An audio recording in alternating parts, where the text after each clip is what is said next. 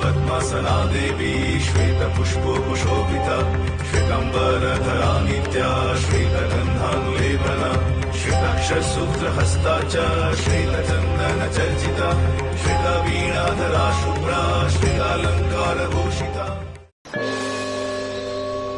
সৃষ্টির আদিতে বাঘ ব্রহ্মাণ্ডের আদি শক্তি। এই বাঘ এক রূপ নন, তিনি ত্রিরূপে প্রকাশিতা।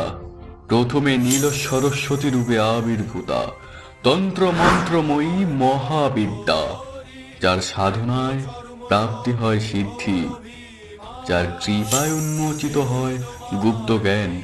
যেখানে শব্দই শক্তি, সেখানেই নীল সরস্বতীর অধিষ্ঠান। সর্ববিদ্যা মুখ্যদাত্রী, যার বাক্যে জন্ম নেয় ভাষা, যার অনুগ্রহে প্রকাশ পায় জ্ঞান ও বোধ। তিনি বিদ্যার প্রবাহ, তিনি প্রাগ প্রাণা, তিনি মা মাতঙ্গী, আবার তিনি দেবী কৌশিকী, অসুর সংহারিণী মহাশক্তি। বিদ্যা সংক্ষেত কলা পরিবৃতা, যার তেজে বিনষ্ট হয় অধর্ম আর প্রতিষ্ঠিত হয় ন্যায়। তন্ত্রের শক্তি আর বিদ্যার বোধ এবং শক্তির ক্রিয়া যখন একত্র হয়, তখনই তিনি প্রকাশ পান এক মহারূপে। তিনি মা বাগদেবী, যিনি এক হয়েও তিন, আবার তিন হয়েও এক। তিনি পরমা প্রকৃতি ভগবতী সরস্বতী।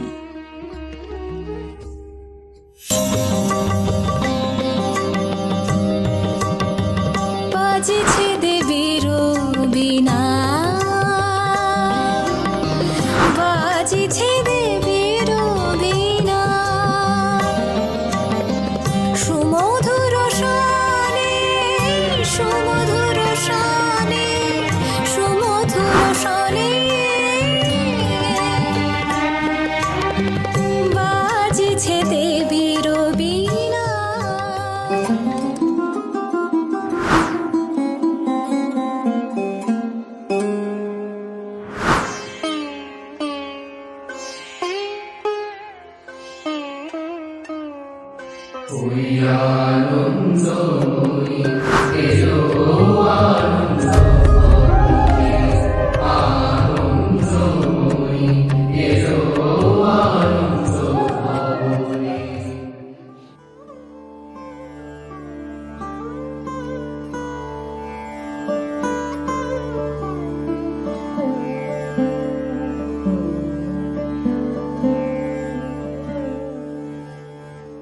মাতে প্রণাম গ্রহণ করো।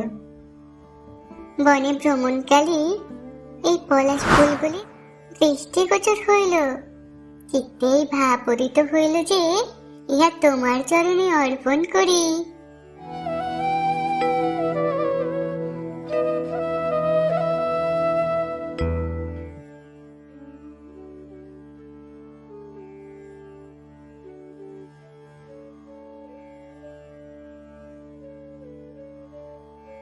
পুত্র গণেশ, নিকটে আসো। পুষ্পের সৌন্দর্য অপেক্ষা তোমার ভক্তিপূর্ণ চিত্তই আমার পরম প্রিয় বৎস।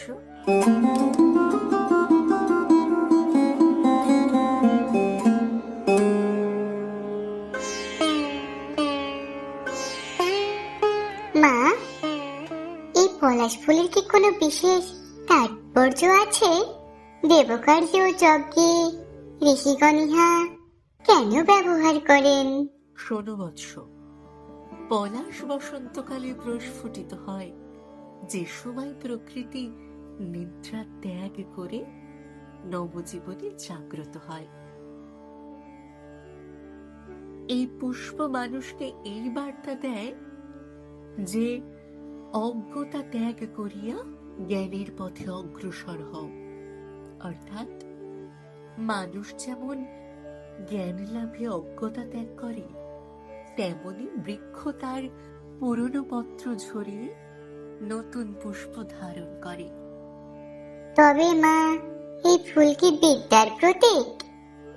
হ্যাঁ বৎস, এই কারণে পুরাকালে আমি সরস্বতী রূপে পৃথিবীতে অবতীর্ণ হয়েছিলাম। যখন দেব ব্রহ্মা বিদ্যা, ভাষা ও সুর বিস্তৃত হইয়াছিল, তখন জ্ঞান প্রদানের জন্যই আমি সেই রূপ ধারণ করেছিলাম।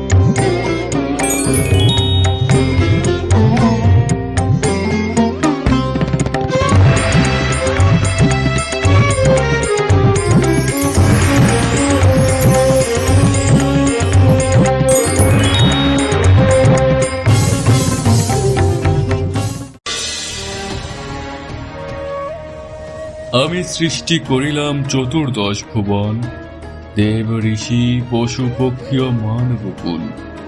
তথাপি কেন এই নীরবতা? মানবের কণ্ঠে কেন মন্ত্র উচ্চারিত হয় না? ঋষির হৃদয়ে মন্ত্র জাগে, কিন্তু বেদ বাক্য প্রকাশ পায় না। এ সৃষ্টি যেন প্রাণহীন প্রতিমা, এর সমাধান প্রয়োজন। হে পরমেশ্বর, এই অপূর্ণতার অগ্নি আমার অন্তরে জ্বলিতেছে। আমাকে স্মরণ লইতে হবে শ্রী নারায়ণের।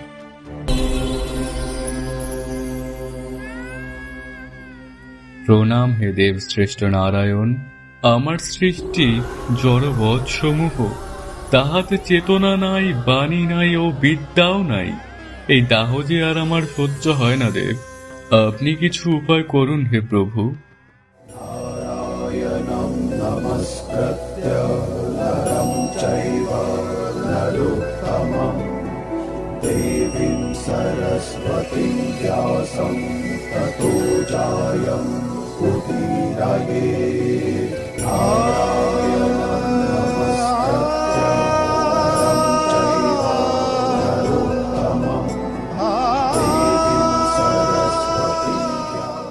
হে ব্রহ্মদেব, যে সৃষ্টি জ্ঞানহীন সে মৃতপ্রায়, জ্ঞানী ব্রহ্মস্বরূপ। জ্ঞান ব্যতীত সৃষ্টি অন্ধ, বাণী ব্যতীত সৃষ্টি বধির, বিদ্যা ব্যতীত সৃষ্টি নিষ্প্রাণ। বাণী চৈতন্যের প্রথম স্পন্দন। ব্রহ্ম এক, শক্তি এক, তত্ত্ব এক। সেই এক শক্তি নানা রূপে প্রকাশিত হন। যখন সৃষ্টি প্রয়োজন তিনি কর্তা, যখন পালন প্রয়োজন তিনি রক্ষক, যখন লয় প্রয়োজন তিনি সংহারী, আর যখন জ্ঞান প্রয়োজন তখন তিনি বাণী রূপে আবির্ভূত হন। সেই বাণী ব্রহ্মস্বরূপা, সেই বিদ্যায় আদি শক্তি।